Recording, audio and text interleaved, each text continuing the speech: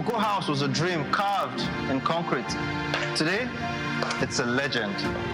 I am here to discover why it matters for our past, our present, and our future.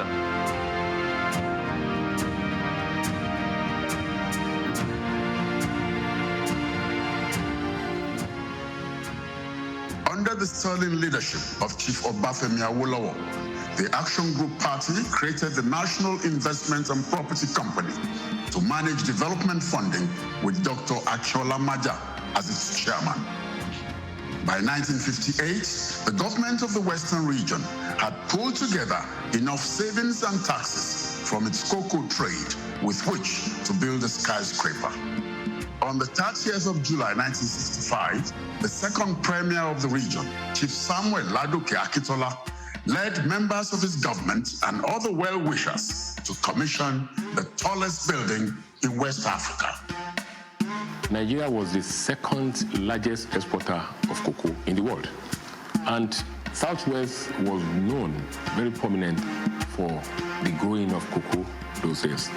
And they were exporting cocoa out of the country and selling to within Nigeria. And during the process, a lot of funds were realized. And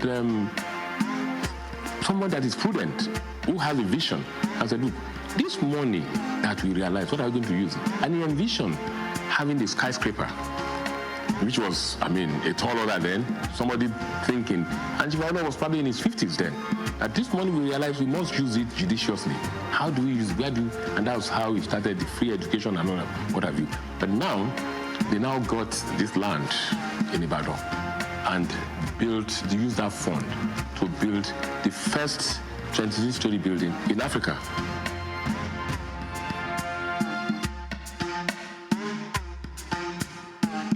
Cocoa House is not just a building to us.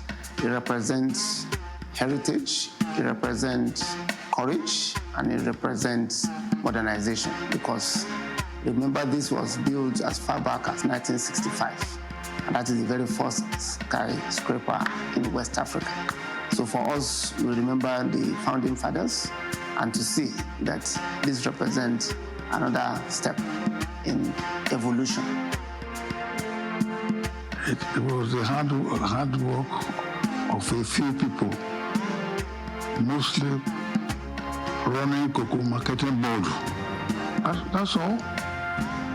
And it was an initiative. It was a rare initiative. Nobody could conceive how it came about. Look at the structure. Look at the strength of the structure. Cocoa House was built from the funds that the marketing board put aside for purposes of stabilizing cocoa prices. You know, cocoa prices are subject to fluctuations. And one of the mandates of the marketing board was that it should build reserves for the farmer so that in bad years, funds could be taken from the reserves to show off drops in the price of cocoa farmers. So that was the purpose. But incidentally, the government, quote unquote, borrowed large sums of money from the marketing board reserves. And these were the funds used to build Cocoa House and other investments as well. Premier Samuel Ladoke Akitola, whose government built this edifice, named it Ile Awon Agbe. That will let you know that the resources with which this building was done came from the economy powered by the cocoa business. Cocoa House was built by a firm called Kappa and Alberto. And Daddy was very, very enthusiastic about it because at that time he felt the cocoa farmers felt cheated, that they were just farming and they were not getting any results about anything. So he thought, well, let's build this iconic building the sort that's never been built in Ibadan. And then he built what they now call the Cocoa House. And it was commissioned in 1965. The concept of building that house, I suppose to honor the farmers who had done so much, who had contributed so much actually to the success of the development of the Western region at that time. I was too young to understand any details of structure and all of that. But the idea of it, I understood. And as the building commenced and grew, it was impossible to miss it on the skyline of Ibadan. Cocoa House began as an ambitious vision of the Western Nigeria Marketing Board to create a landmark symbol of prosperity funded by the region's thriving cocoa trade. Kappa and Alberto was approached because of their proven track record in delivering complex, high-profile projects across Nigeria. The first steps involved assembling a multidisciplinary team, reviewing the client's vision, and conducting feasibility studies to align the aspirations of the project with available resources and technology. There were healthy debates on the extent of ornamentation versus functional simplicity, with the final design favoring a clean, modernist style that balanced elegance with structural integrity. Early design concepts revolved around verticality and efficiency, while ensuring that the building could withstand the environmental conditions of Ibadan.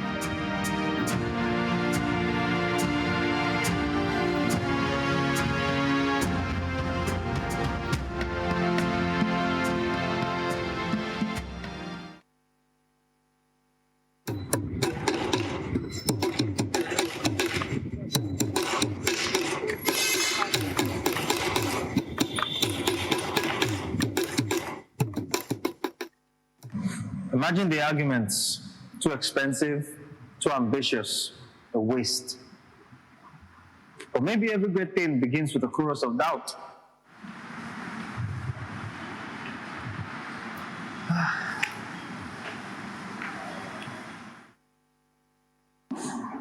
Looking at this staircase, it feels like an act of defiance. Every single step a victory of will over whisper. According to the board and management of Kappa and Alberto, one element we're particularly proud of is the structural frame design, which allowed Cocoa House to rise higher than any building in West Africa at that time. It was a technical achievement that demonstrated Nigeria's ability to execute world-class engineering projects locally. The architectural brief was both simple and bold, to create a modern high-rise building that would stand as the tallest in West Africa, showcasing the region's progress and confidence.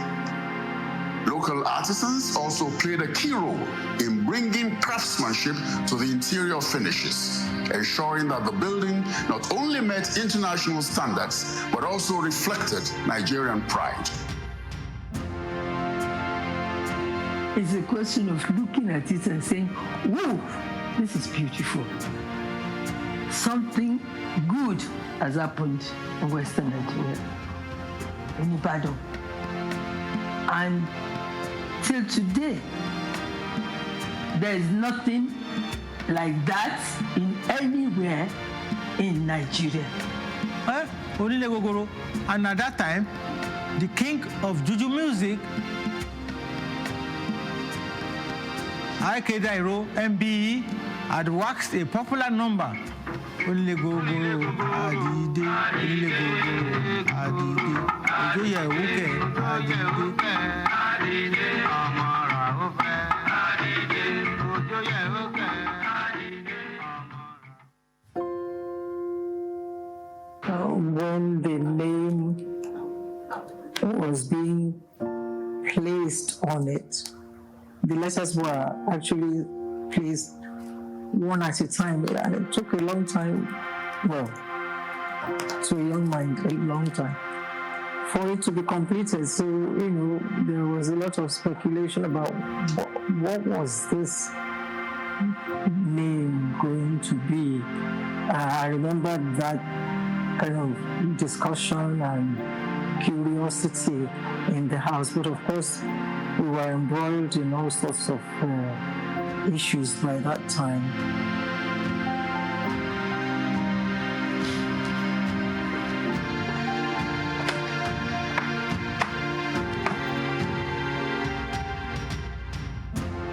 So, Awolowo dreams it, Akintola opens it. The farmers pay for it. Who gets the credit? Maybe that's the wrong question. Looking at their faces, the pride, the tension. Perhaps the real credit goes to the idea itself. An idea bigger than any one man. An idea bigger than their politics.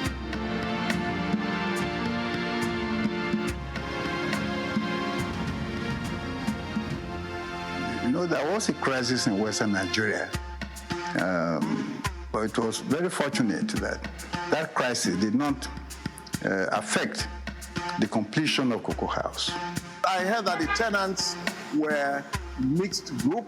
There were government agencies, government corporations, law firms, architectural firms, and there were also some few companies that were even expatriate-based that had some consultancy work with the old Western Nigeria that were housed in Cocoa House.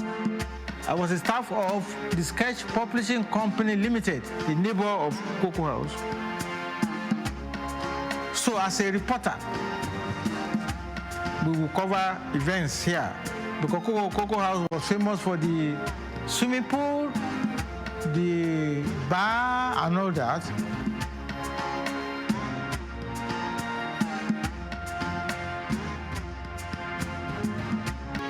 It was quite a pride at that time to work inside the Cocoa House.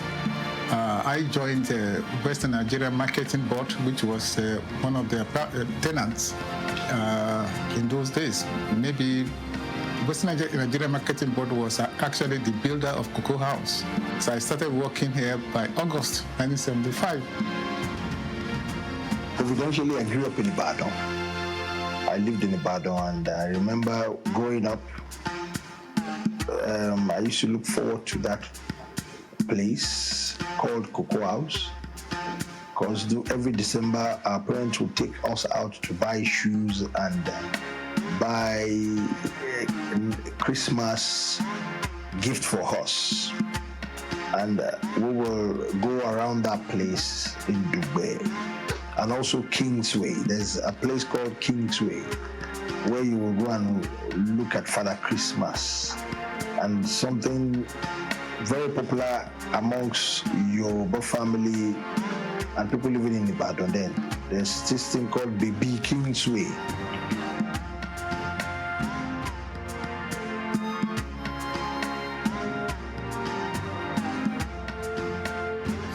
Cocoa House became Ibadan's heartbeat. Offices hummed, dreams took root. But then, in 1985, something happened.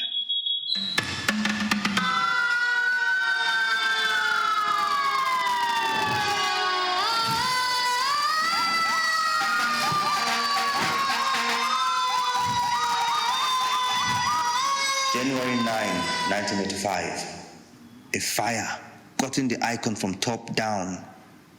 For many, it felt like a prophecy fulfilled, a dream turned to ash.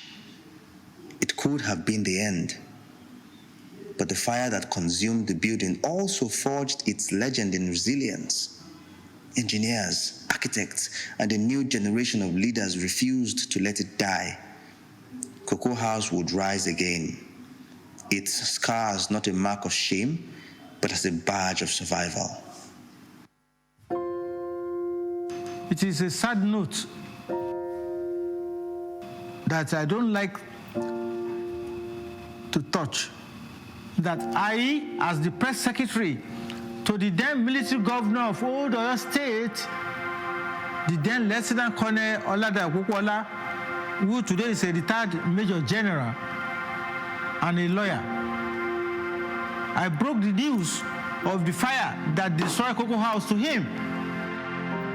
It wasn't just the Cocoa House, investment house in Lagos. I think Bristol Hotel. There was this rash of fires. And I suppose in a way, I just wondered whether there was an attempt to wipe out the real estate heritage of the Western region. The fire was on for about 4 hours. So it meant that all the structural elements must have suffered fire damage because it went higher than 850 degrees Celsius, give or take. And that, at that level, concrete's performance will fall to maybe 20% of its capacity. So it was a miracle that the building did not come down. The heartbeat of Cocoa House is not its concrete, but its spirit. A call to action etched in the sky. A monument not just to who we were, but a challenge to who we can still become. To dream, to build, to endure.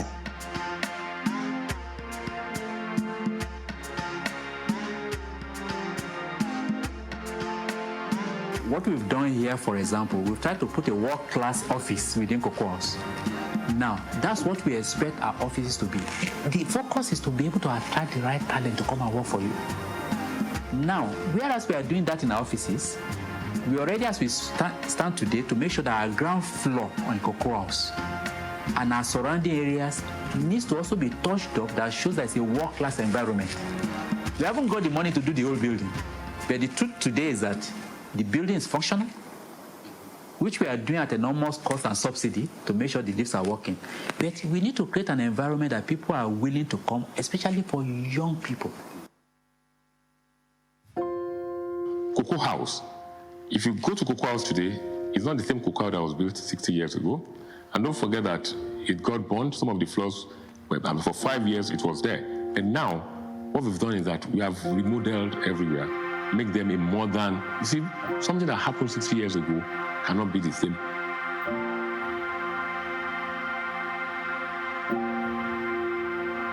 So the car park area, for example, has been done. All of the premises has been done, and you could see even continuing improvement in that area. The lifts in the building, there are 4 of them. We had 3 functioning. The 4th one is now being put in place as well to make sure it is completed. So we believe that some of these enhancements that is going on is what is going to help us to regenerate the environment. I think in the last 10, 12, 15 years, I'm not too sure about that now, things started taking better turn. Dua came in, they repaired the place, they now make sure light is everywhere, bought a new generator, and it has been fine. And I think early this year, they decided to work on the car park. And you can see it yourself, it's such a beauty to watch. Like I always say to a lot of people, that for most people, they start their base is at the ground. Our own base is the height of Cocoa House. You know, so that's interesting for us because on the 26th floor is where you now start, you know, the base of your mast. So obviously for the reach, it has helped our brand. I mean, we go beyond Ibadan, and that's a plus for the radio station. That's on the reach.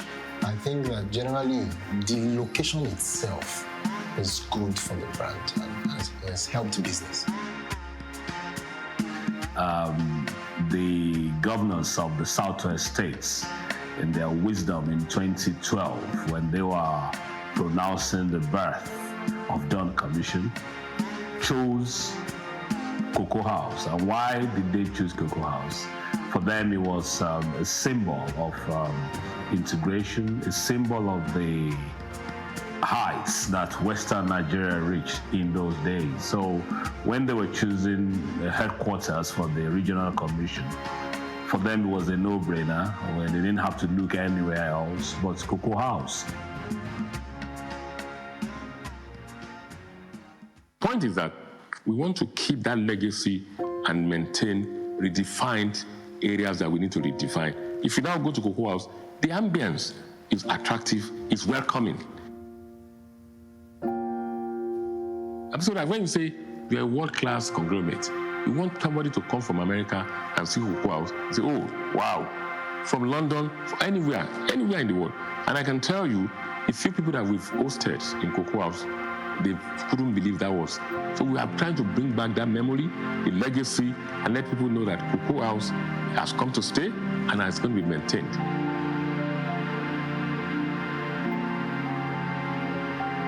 Okay, there's no other structure, let's put it that way. There are other things in education and all the rest of it represent our common heritage, but something that can be physically seen and touched and experienced. It's the Cocoa House, no doubts about it. Cocoa House is our story, sweat, vision, grit. The power of Ishe carved in concrete. It calls us to remember, to build, to rise. A monument not just to who we were, but to who we dare to become.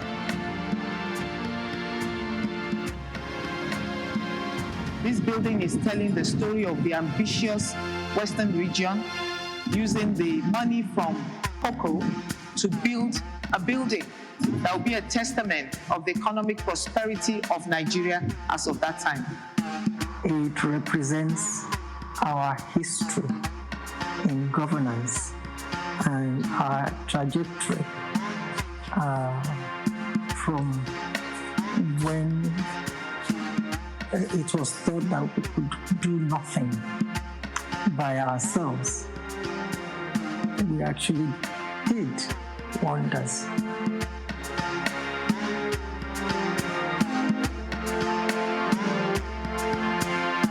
We should emulate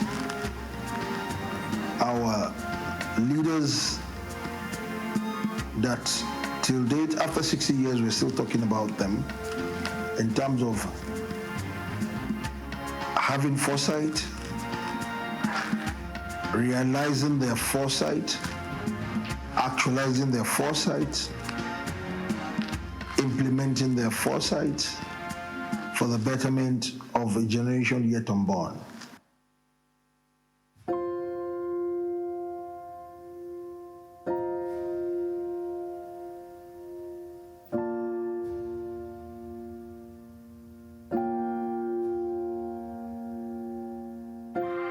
This is why it's great.